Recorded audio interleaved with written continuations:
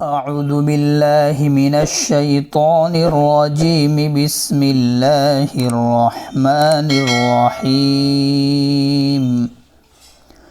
إذ قال الله يا عيسى إني متوفيك ورافعك إلي ومطهرك من الذين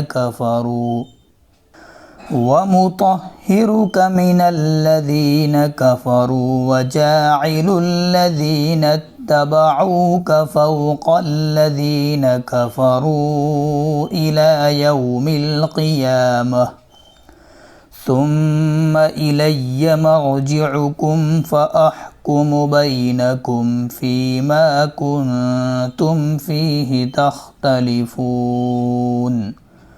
فأما الذين كفروا فأعذبهم عذابا شديدا في الدنيا والآخرة وما لهم من ناصرين. وأما الذين آمنوا وعملوا الصالحات فيوفيهم أجورهم والله لا يحب الظالمين. ذلك نتلوه عليك من الآيات والذكر الحكيم. إن مثل عيسى عند الله كمثل آدم خلقه من تراب ثم قال له كن فيكون. الحق من ربك فلا تكن من الممترين. فمن حاجك فيه من بعد ما جاءك من العلم فقل تعالوا ندع أبناءنا وأبناءكم ونساءنا ونساءكم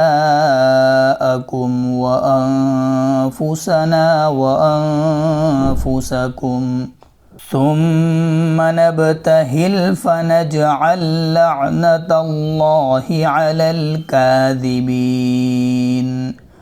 إن هذا لهو القصص الحق وما من إله إلا الله وإن الله لهو العزيز الحكيم.